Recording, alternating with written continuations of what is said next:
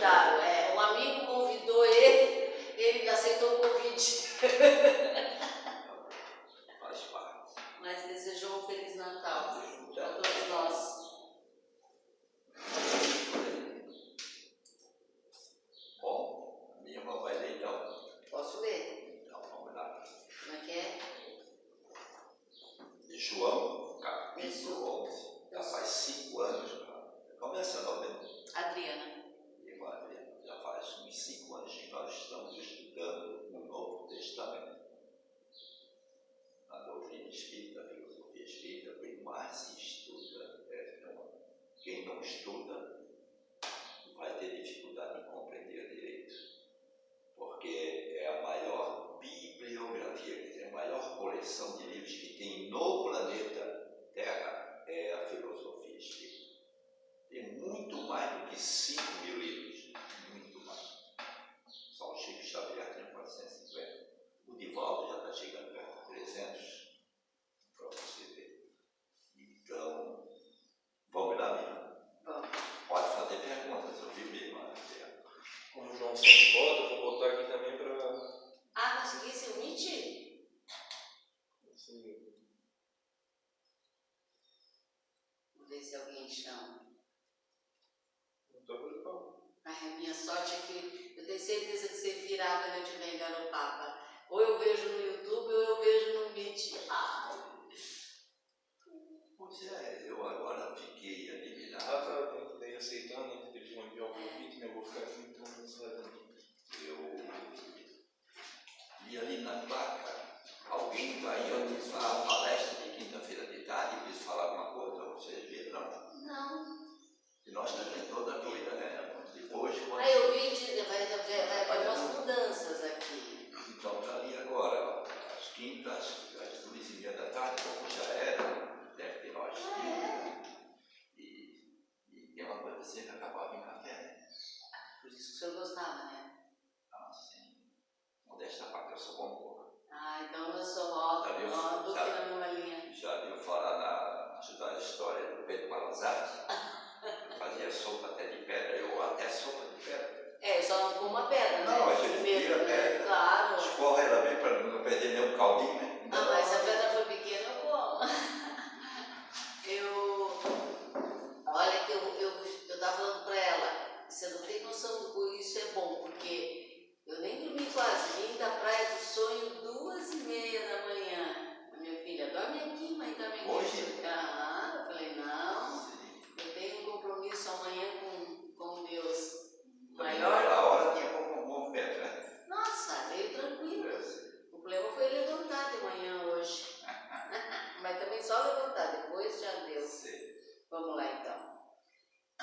Vamos estudar o João, capítulo 11, versículo 45. Isso. Conspiração contra Jesus.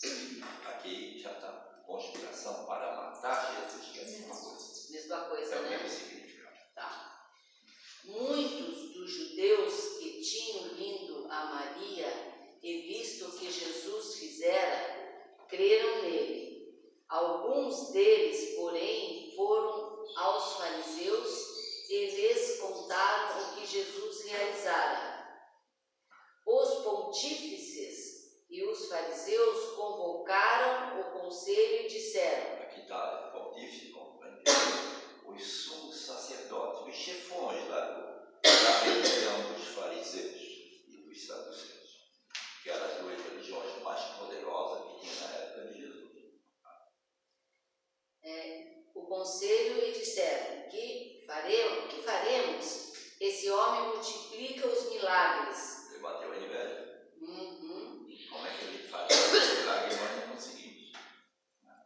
Se o deixarmos proceder assim, todos crerão nele, e os romanos virão e arruinarão a nossa cidade e toda a nação. Um deles, chamado Caifás, que era o sumo sacerdote daquele ano, que era o genro, o Anás era o sogro dele. Então, assim, todo ano eles mudavam, se revezavam. O genro assumia, aí o Caifás, que era o genro, e daí no ano que vem, então era o sogro.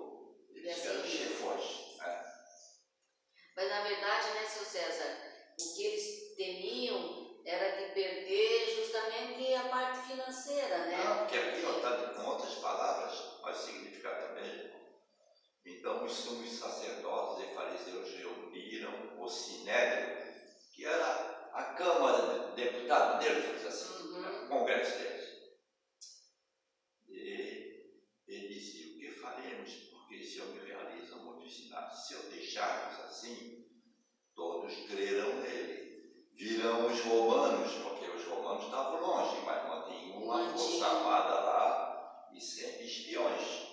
Então, enquanto eles pagassem os impostos, os judeus pagassem os impostos direitinho, que Roma queria era de imposto, eles fizessem as suas próprias leis, né? Então, eles só interviram quando viam que, se eles quisessem dar um golpe de Estado para se livrar, para expulsar o romano, aí eles atacavam tudo. Né? Então, daí aquele momento deles, virão os romanos e nos tomarão tanto o lugar quanto a nação, e o perder as regalias. O medo dele era esse. É o poder, né? É. Os romanos o dinheiro e eles o poder. É. Um deles, chamado Caifás, que era o sumo sacerdote daquele ano, disse-lhes: vós não entendeis nada, nem considerais que vos convém que morra um só homem pelo povo, Não, e que não pereça toda a nação. A ideia do chefão, que era o Caifás naquele ano, né? E vocês não entendem nada. É importante que morra um homem, tá? Que toda a nação entre em parafuso, vamos dizer assim. Né? Então você vê, se isso é coisa que se discute dentro de uma religião, dentro de uma igreja, né? É o sexto mandamento, não matarás, né? Como é que fica? Não matar. Tá? Agora, de repente, os que eram os melhores, os maiores religiosos, eles lançam essa ideia. Vamos ver como fica. Ele não disse isso por si mesmo, mas como era o sumo sacerdote daquele ano, profetizava que Jesus havia de morrer pela nação. E não somente pela nação, mas também para que fossem reconduzidos à unidade os filhos de Deus dispersos. E desde aquele momento resolveram tirar-lhe a vida. Em consequência disso, Jesus já não andava em público entre os judeus. Retirou-se para uma região vizinha do deserto, a uma cidade chamada Efraim, e ali se detinha com seus discípulos. Estava próxima a Páscoa dos judeus. Daí dá uma paradinha, porque aqui nesse Novo Testamento do nosso irmão Haroldo, ele divide daí, porque o assunto vai mudar um pouquinho, vai tratar agora daí a Páscoa. Então vamos ver se ficou alguma dúvida sobre o que a senhora leu.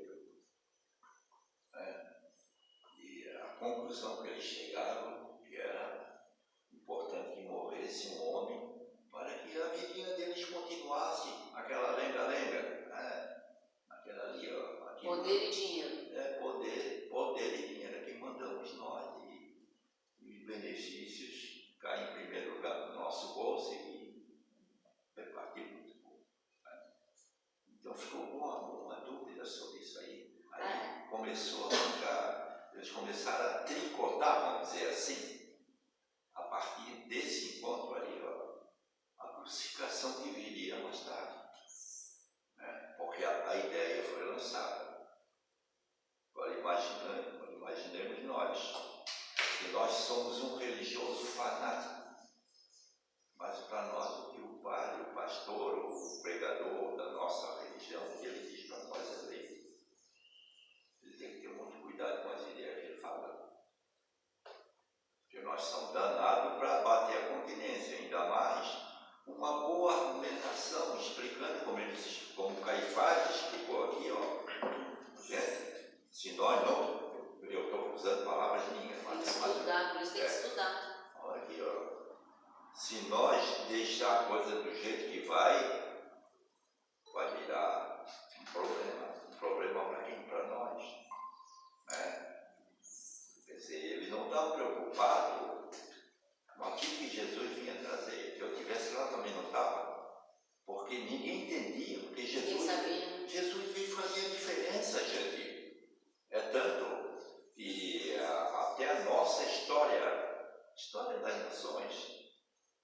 principalmente no Ocidente, ela é assim, é dividida em 2 períodos, antes de Jesus e depois de Jesus.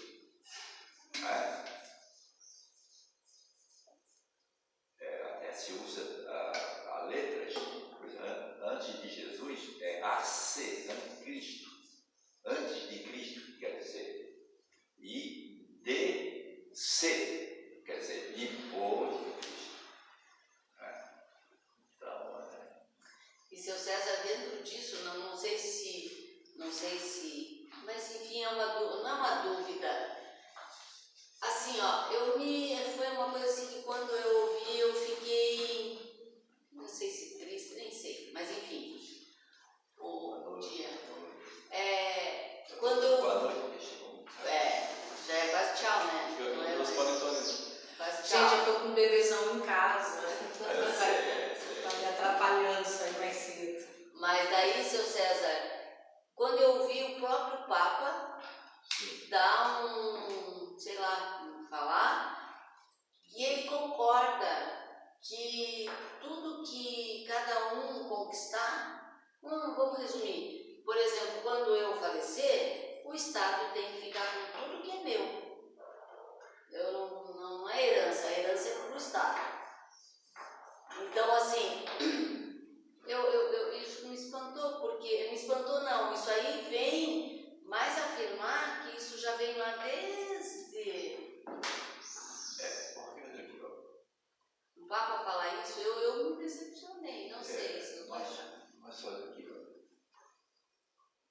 vamos analisar. Ser material, né? Só por ser material. Não, mas vamos analisar por um outro ângulo. Gente, uma das coisas mais tristes que tem no nosso planeta, uma das coisas mais tristes, é a tolerância. Porque quando tem um herdeiro só, não tem problema. Passa para ele tudo.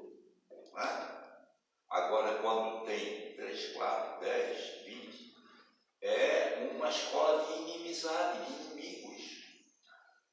Às vezes, irmãos se matam porque acham que foram logrados, que queriam ficar. Que eu vou contar para vocês. Um caso de uma pessoa que foi tratada no Bezerra de Menezes.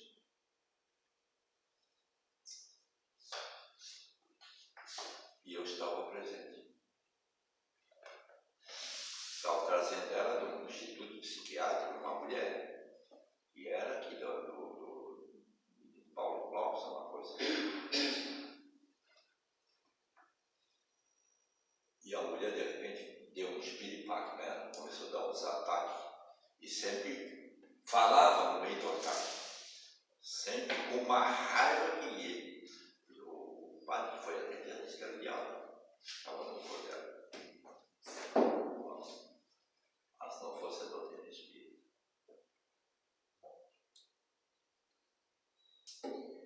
A Terezinha, esposa do Nildo Leite, conhecida pelo Isaías, o Nildo, Deus te abençoe. Feliz Natal, Nildo, dona Terezinha, Feliz Natal. Obrigado por tudo que vocês me ensinaram. Ela incorporou o espírito na sala de passe do Bezerra de Menezes, que o Lúcio conhece bem, e eles também conhecem.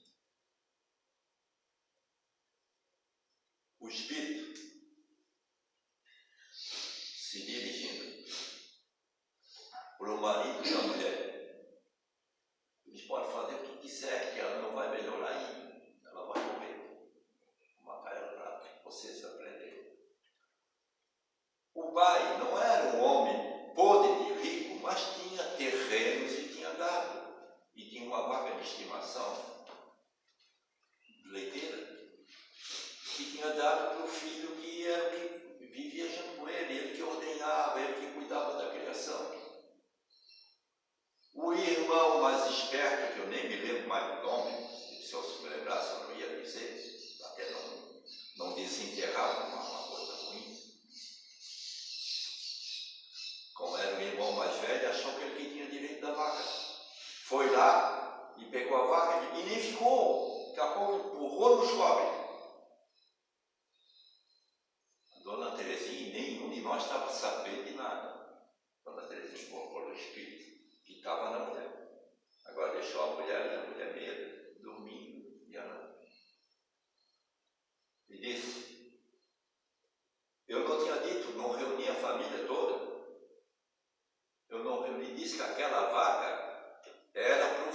do Zequinha, vou dizer. Como é que tu vai fazer um serviço desse? Queres que ela melhore? Vai lá e desfaz o negócio. Mas deu uma mão de obra, porque o cara já tinha vendido a vaga. Mas ele prometeu. Ele disse, eu vou sair. Abençoada doutrina. Não tinha nada a ver com o diabo, isso era diabo, nunca existiu. Tá? Era a ideia que eles acreditavam, infelizmente o padre também acreditava.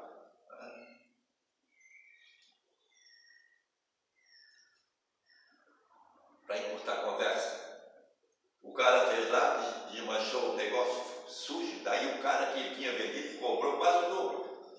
Tá? Ele tinha comprado o que ele queria, achou que era interessante, né? Mas ele pagou. Tomou do rio, andou, subiu, quer dizer, o problema saneou. O que é uma herança? O que é uma herança? E será que o Papa, esse abençoado, o Papa Francisco, não estava pensando nisso? Que seria até melhor. Que seria até melhor. Será, seu César? Olha aqui, ó. Porque eu digo que os casos mais tristes que a gente vê de herança, por causa da herança, é isso aí. É isso aí. Porque faz, às vezes, ódios em pessoas que aparentemente se amavam, irmãos.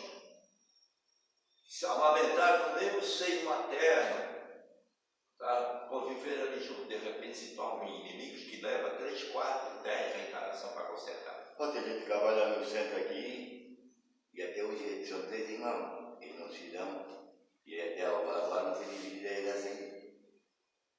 Está na justiça, Talvez porque aparentemente o Papa não deveria ter falado desse assunto. É que foi bem um ano, bem agora na época da eleição. Mas será que ele não tinha ficado sabendo uma história igual essa da vaquinha que eu falei para vocês? Bom, mas eu vou dar um recado. Olha, E foi que na eles foi na minha época da eleição. família, não, meus irmãos direto, graças a Deus, nós fomos orientados espiritualmente, né? Isso aí, ó. E chegou no dia que meu pai não tinha quase nada, mas sempre deixou um lote para cada um. Estava todo mundo mal e tinha que pagar advogado para fazer o coisa. Inventário. Eu fui um outro. Não quis ficar com a minha parte para. Eu deixa também. Não adianta, tivemos nós tudo que fazer, mesmo cada um reunimos trocado. Porque até para.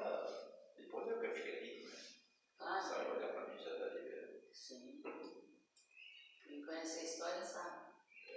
Já dá. E é mesmo. Mas que bom, seu César. Eu não tinha pensado nesse ângulo. E isso foi mais um conforto para mim, porque eu... Todos nós estivemos na escola e aprendemos a história do Brasil. Desde o 2º ano começamos a aprender a história do Brasil. O que foi que aconteceu com a Terra? O Dom João VI estava fugindo do rei da Espanha, veio para cá, se refugiado. E para o Brasil foi uma boa coisa, porque ele criou o Banco do Brasil, o primeiro colégio, e a opção de coisas, ele fez coisa boa aqui. E daí ele também dividiu a terra em capitanias hereditárias. Lembra? Nós aprendemos lá. Capitanias hereditárias. Mas para quem que ele deu? Os afilhados. Entenderam? Para a maioria daqueles que realmente trabalhavam na terra, não deu. E até hoje não é assim. Até hoje não é assim. Os poderosos compram terreno para ter um sítio, ter uma fazenda. Às vezes para eles aquilo não é nem nada. Depois daí fica essa briga do sem terra aqui também. Para mim isso é um absurdo. Isso é um absurdo. Agora se a coisa tivesse sido bem conversada, não estava dando esse problema hoje. Então, mas olha aqui, ó. E eu teria feito diferente naquela época, não teria. Ninguém pensava no futuro e o que podia dar. Olha, o Papa Francisco, ele ia ficar um grande problema. Tá? Porque se tudo fosse organizado corretamente, tudo daria certo. Por exemplo, o Sem Terra. O Sem Terra é um programa que não é ruim, mas confundiu confundir e invadir propriedades que são produtivas. Tá. E o sem terra o projeto é para pegar aquelas terras que não tem dono, que estão paradas, que o Brasil tem muitas terras, e Oh, cultivar. meu Deus do céu! Muitos fazendeiros se infiltraram nos sem terras para pegar mais ainda. Financiar. Exatamente. Então, é a corrupção interna que Sim. desanda os Desvia. projetos, Se né? desvia, né? Ô, gente, Que triste. olha, essa questão da herança já foi. Vamos colocar o texto aí. Vamos. Então ficou uma dúvida. É complicado até a gente falar nisso. Eu já me lembrei que eu não posso deixar, eu estava ajudando você aqui. É a questão de greve dentro da democracia. Faz parte da democracia. Eu sou terminantemente contra a greve. Por quê? Mas isso eu não vou falar em público, senão eles me prendem ou me lixam. Por quê? Porque a greve nunca é contra os patrões, é contra o povo. É contra o povo. Estão entendendo? Que não tem nada a ver. Oh, essa greve dos caminhoneiros que teve aí atrás, considerada legítima, tudo bem, cada um tem direito. Mas o que o povo tem a ver? Tranco as ruas, daí começa a faltar alimento. Quem tem o arroz agora sobe em dobro porque está faltando na prateleira. Estão Aí entendendo? beneficia Então, outras vocês pessoas. pensam nisso. Eu nunca entraria em greve. Eu nunca entraria em greve. Agora, mas você é contra? Não, eu não estou dizendo que eu sou contra nada daquilo. Agora, eu não posso vitimizar o pequeno, porque quem que vai pagar a conta lá no final? Não é aquele que tem que já não tem o dinheiro suficiente para comprar um quilo de farinha de mandioca, agora vai pagar o dobro. Quer dizer, ele vai ter que levar a metade só para casa. Daí não vai ser o suficiente. Por quê? Porque o cara lá está querendo ganhar mais, mas tem alguma coisa que ele quer ganhar. Não tem nada a ver contra ninguém, mas tem que achar outro jeito. Tem que achar outro jeito. Nós estamos no João 11:55. Estava próxima a Páscoa dos judeus, e muita gente de todo o país subia a Jerusalém antes da Páscoa para purificar. Procuravam Jesus e falavam uns com os outros no templo. Que vos parece? Achais que ele não virá à festa? Mas os sumos sacerdotes e os fariseus tinham dado ordem para que todo aquele que soubesse onde ele estava o denunciasse para o prender. Em primeiro lugar, vamos aqui. O que nós entendemos por Páscoa? Tem a Páscoa dos judeus ou hebreus, que é a mesma coisa, judeus ou hebreus é a mesma coisa. E tem a Páscoa cristã. A Páscoa dos judeus foi quando eles saíram da Babilônia, do exílio, etc. E até do Egito, quando Moisés tirou o povo, eles costumavam ter um dia para festejar. Então era a Páscoa deles, porque ainda não existia, Jesus ainda não tinha nem nascido, já era uma coisa muito antiga.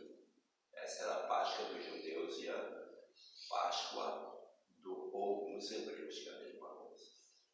Depois, com a ressurreição do Cristo, que se deu na Páscoa, no domingo de Páscoa, é que daí os seguidores do cristianismo passaram a reverenciar a Páscoa dos chamados cristãos. Então, por que é que nós também damos chocolate, damos ovinhos, antigamente, quando chocolate era uma coisa cara, lá em casa, minha mãe também, a gente ganhava até ovo cozido, colorido, coloria com qualquer coisa, com Marcela, que era de fazer travesseiro, eles usavam tinha essa esponja picada que eu tenho. Então, e cada um coloria os ovos de casa. Ou então as mamães, já quando iam usar ovos, já não quebravam o ovo pelo meio, como nós normalmente fazemos, né? Faziam uma boquinha em cima e daí despejavam a gema e a clara ali e depois lavavam e botavam para secar, para depois, na época da festa, eu enchia de balinha ou de amendoim com açúcar. Melhor do chocolate. E daí botava uma tampinha com papel colorido, às vezes todo trabalhadinho, acostumado a dar, porque os judeus também, eles, quando encontraram a liberdade de sair do Egito, ou até do cativeiro na Babilônia, então, era um motivo de muita alegria eles se sentir livres agora na terra deles. Então, eles costumavam dar presentes.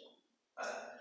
E daí a Páscoa do cristão também começou a dar esse presente, que é um motivo de alegria, porque Jesus nasceu, provou que a morte não existe e que Ele está sempre cuidando de nós. Motivo de alegria. Tem alguma coisa errada nisso? Não. No Natal entrou uma coisa prejudicial, a figura do Papai Noel. E o consumismo, né? O consumismo do Papai Noel, Coca-Cola, Coca-Cola que organizou no mundo a figura do Papai Noel. Porque ao lado do Papai Noel, que ela já mandava vestir bem, sempre tinha uma garrafa de Coca-Cola, etc, etc. Mas também não estou aqui falando da Coca-Cola, não. Nunca se deve procurar culpados. Mas, o que veio acontecer? Lá em casa, ainda se fazia naquele tempo, tinha pouca gente, apesar de lá em casa ser 9 filhos, sempre, todo ano, o meu pai comprava um pinheirinho, araucária mesmo, não é pinos não, esse pino americano, araucária, porque aqui dá pinho, chama-se araucária. E ele dá pinhão, araucária, a terra deles lá também tem bastante no pai. E então, daí a gente ia pegar, família grande, nós e os irmãos mais velhos, e trazia, daí eles botavam dentro de uma lata, e enfim, preparavam para enfeitar ali, terra, pedra, né? Às vezes chegava até quase no teto. E daí era enfeitado, só era enfeitado tudo com a chamada de bola, nada elétrico, porque a luz nem a maioria das casas nem tinha, mas era bonito aquilo ali. Então daí, no dia de Natal, na semana, já fazia uma semana antes, pegava o pinheirinho e só tirava o pinheirinho depois do dia 6 de janeiro. Alguns só tiravam no final de janeiro. Então, daí a minha mãe reunia todos os filhos, eu era bem pequeno nessa época, tudo ficava ali sentado no chão, as casas não eram de piso, eram de soalho de tábua, então, e era deserto também, né? Daí a gente sentava ali e a mãe não falava de Papai Noel, falava do menino Jesus, porque a influência do Papai Noel não tinha tomado conta ainda do mundo. O primeiro carro que alavancou a propaganda do Papai Noel foi a televisão. Nós temos um shopping, tem algo que o velhinho está lá dando presente, e daí o que causa um problema terrível.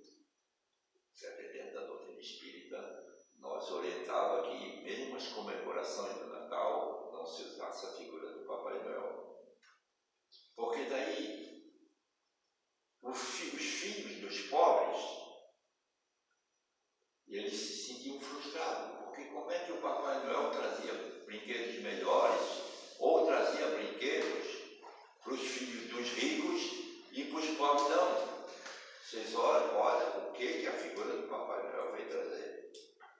Então, isso aí dentro da doutrina, desde o início que a gente estudava, a gente foi sendo explicado. Isso é um mito, uma figura mitológica que, na verdade, não tem nada a ver com Deus, o Papai Noel, muito menos com Cristo.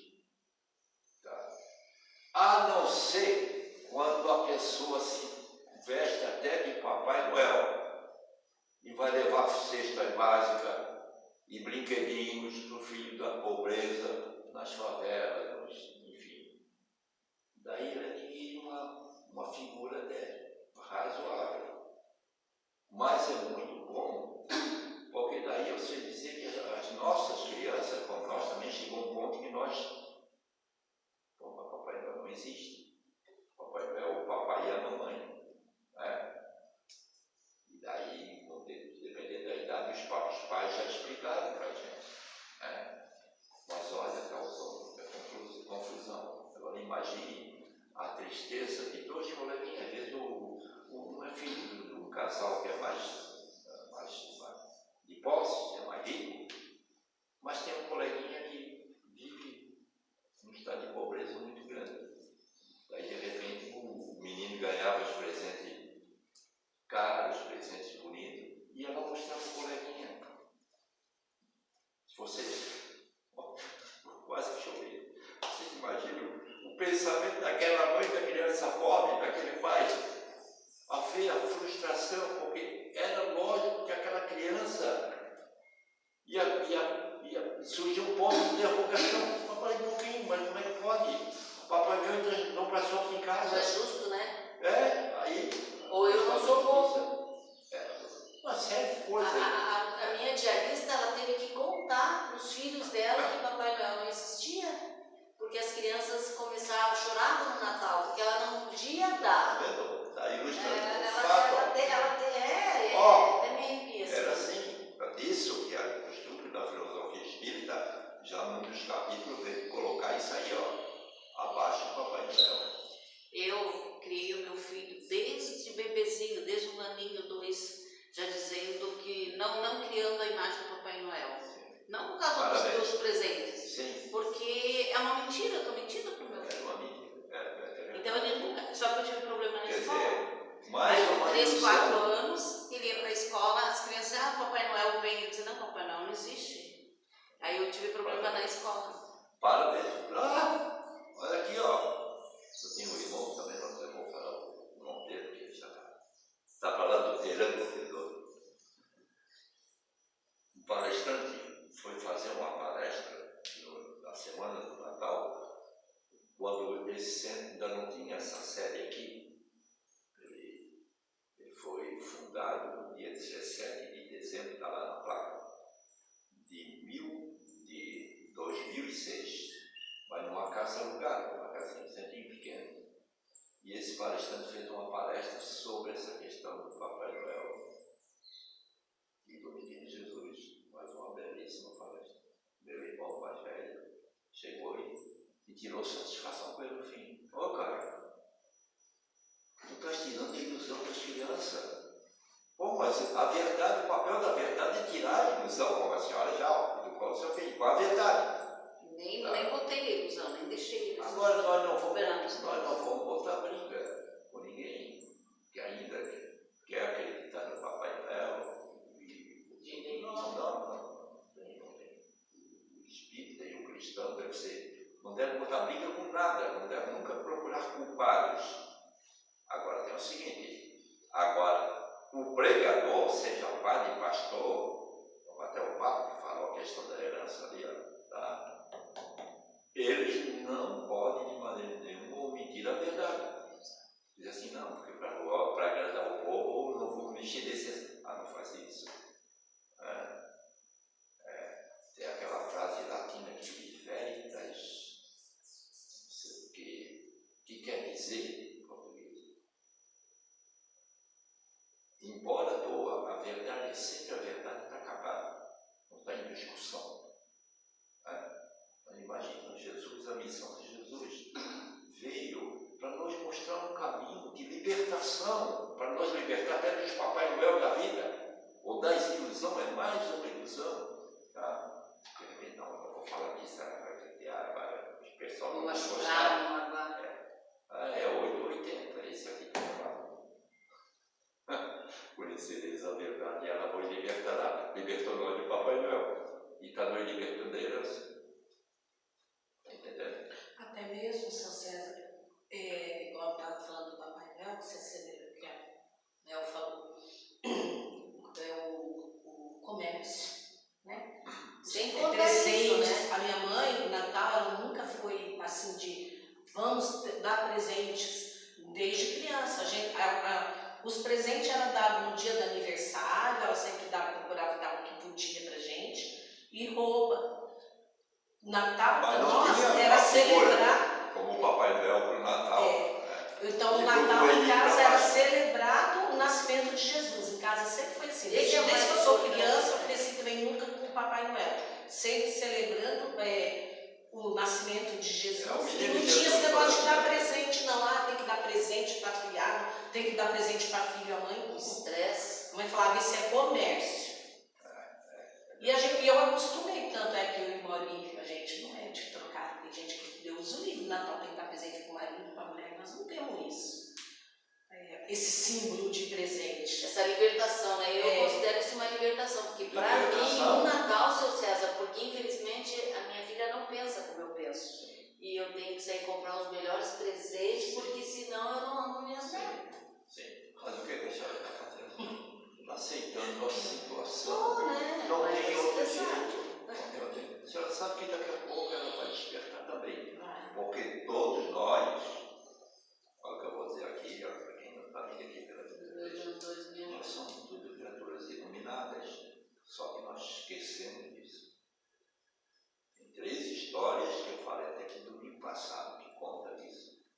Nós esquecemos que nós somos um espírito iluminado e vivemos como um espírito das trevas. Nós vivemos. A primeira história foi a desobediência do Adão e Eva. Eu sempre digo aqui, Adão e Eva não existiram. Está contando ali a nossa própria história. Nós vivíamos num paraíso e achamos que tinha algo lá fora melhor. Depois, Jesus conta a mesma história na parábola do filho pródigo. O filho pródigo era filho de um fazendeiro rico, tinha de tudo ali, os melhores cavalos, naquele tempo não tinha moto nem carro, era cavalo, quem tinha cavalo estava lá. Ele tudo. Plena juventude, né? Ô papai, se eu não dar parte da minha herança, eu quero ir embora, eu quero correr muito, querido. Aqui, ó. Mas meu filho, está te faltando alguma coisa? É isso que Deus está sempre perguntando para nós. Porque nós vamos para a presença de Deus com uma lista de pedidos. Está faltando isso, está faltando aquilo, está faltando aquilo. Na parábola do filho pródigo, o fazendeiro, que era o pai do filho pródigo, já lhe perguntou: mas meu filho, está te faltando alguma coisa? Não, papai, aqui, a vida aqui em casa está bom. Mas eu quero a minha vida lá fora. Quer dizer, uma vida longe de Deus. Nós sabemos o significado disso. Daí foi o que aconteceu. O pai dele viu que não tinha outro jeito, calculou com o que ele tinha na herança. Vamos guardar uma bolsa desse tamanho para botar a caixa de volta do lado do cavalo. Cheia de dinheiro. Vários cavalos, levou os cavalos dele, tudo. O melhor em roupa, tudo. Saiu dali que foi um foguete. Agora sim eu vou ser feliz. Ah, vai ser feliz, tudo bem. O tempo passa, o tempo voa. E ele chegou num país estranho. Foi tão longe. Quando ele chegou lá, o país que ele chegou, ele já tinha gasto o dinheiro todo. As roupas já estavam surradas. Os cavalos já tinham morrido, outros teve que negociar para comprar comida ou alguma coisa. Ainda chegou nesse país, estava uma seca danada. Ele que foi criado na fazenda, não sabia trabalhar, vou trabalhar, não arrumou emprego. Por isso, a gente vai interpretando a parábola do filho pródigo contada por Jesus. E veio a fome. Ele agora começou a passar fome, a ficar fraco e se sentir doente. Ele sabe o que mais pesou nele? O sentimento de culpa. Pô, mas como é que eu fui ser tão burro, deixar uma vida daquela que eu tinha lá junto do nosso pai? Foi o que aconteceu com Adão e Eva, que é a nossa história. Tá? Ainda bem que ele está fazendo, ele fez o que nós, e nos deu o exemplo para nós fazer o que ele fez, o filho pródigo. Já sei o que eu vou fazer, eu vou dar um jeito de voltar para a casa do meu pai. Se ele não me aceitar mais como filho, que já me deu a minha parte de herança, nem que seja como o último empregado dele vivia como um rei. Tinha mesa, comia na mesa com o meu pai, tinha boa roupa, tinha casa para morar, tinha tudo. E foi isso que ele tentou fazer, isso que nós estamos tentando fazer, voltar à casa paterna. Entendeu? Voltar à casa paterna. Mas onde é a casa paterna? A minha igreja, o meu centro, não tem nada disso. Esses lugares são importantes porque é lá que nós vamos estudar essas partes que são tão importantes para nós. consciência. A nossa consciência. Mas o que é a consciência? É quando nós começamos a compreender a verdade. Essa do Papai Noel já temos que nós já compreendemos. Mas quem foi que compreendeu? É o meu cérebro, minha inteligência, a minha consciência. E quem foi que ensina para nós essa consciência? Os profetas, os discípulos, os apóstolos, e Jesus foi o número 1. O Buda foi outro. Maomé foi outro. Por incrível que pareça. Sempre tem esses iluminados que vão nos ensinando o caminho da volta. Que é isso que nós estamos fazendo. Para nós que acreditamos na reencarnação, quando tem reencarnação que nós viemos isso aqui, ó. E daí eu penso assim, ó, o filho pródigo foi lá no Paraguai. País estranho, mais conhecido nosso aqui, Paraguai ou Argentina. Mas naquele tempo não tinha estrada. Era tudo mato. Era tudo mato. E o filho pródigo, já os cavalos há muito tempo que ele já não tinha mais. Não tinha dinheiro. A roupa toda, a roupa de um mendigo. Ele com passos vacilantes da fome. Ele vinha passando, dormindo ao relento, enfim. Quantas reencarnações nós levamos para voltar à casa paterna? A história do filho pródigo, a nossa história também é igual à história da Dona Eva. E depois ainda tem outra história contada por Jesus. Está em João capítulo 15. Nós vamos ver daqui umas. Deixa eu ver. Que Jesus diz assim: eu sou a videira. O que é a videira? O pé que dá uva. Eu sou a videira. Nós todos sois os ramos. Se permanecerdes em mim e eu em vocês, vocês darão frutos ricamente. A produção de uva vai ser muito boa. Quer dizer, a felicidade, a alegria, a saúde, a paz em nossa vida vai ser abundante. Tá? Mas, se não permanecerdes em mim, não acreditar naquilo que eu falo, que eu falei, que está no Novo Testamento, que nós estamos aqui estudando, vocês se transformam num ramo que foi cortado da videira. E o que acontece com o ramo que é cortado da árvore, da videira? Ele murcha. Olha a mesma história do filho pródigo. Ele murcha. Está murchando. Se nós olhássemos, se nós fizéssemos a experiência em casa, nós vamos ver. Daqui a pouco ele seca. Terceiro passo, ele morre. E quando um galho qualquer, ele é cortado da árvore mãe, vamos dizer assim, ele murcha, ele seca, ele morre. E daí Jesus diz assim, ele só serve para ser lançado no fogo, para ser queimado. Daí o fogo representa o nosso sofrimento. Estão entendendo? A mesma história do filho pródigo. A mesma história do Adão e Eva, que foram expulsos do bem bom, quer dizer, do paraíso. Eles não precisavam nem trabalhar para comer. O homem nunca foi criado para ser um agricultor ou um trabalhador. É difícil você compreender isso? Então, vou lá atrás do prejuízo, porque a verdade é essa. A verdade é essa. Quem é? Jesus conta a história também quando ele diz assim, ó. Olhai as aves do céu, os passarinhos, e as ervas do campo, as árvores, as plantas, não semeiam nem colhem, e o Pai as alimenta. Ora, se o Pai alimenta a erva do campo, e as aves do céu, quanto mais a vós, homens de pouca fé, que sois criada à sua imagem e semelhança. Está vendo? Então Adão e Eva não precisavam trabalhar. O trabalho tinha outro significado para eles, mas não era o trabalho que ia trazer a comida para a mesa deles, porque tinha tudo, como tinha na casa do pai, do fazendeiro, pai do filho pródigo, como tem para aquele ramo que está lá no pé da uva, na videira, que está ali alimentado.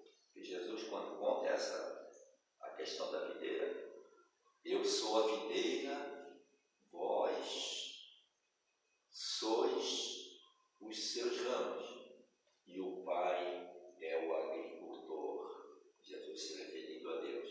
Quer dizer, tudo vem de Deus. Tá? À medida que nós vamos compreendendo isso, uma das coisas que nós descobrimos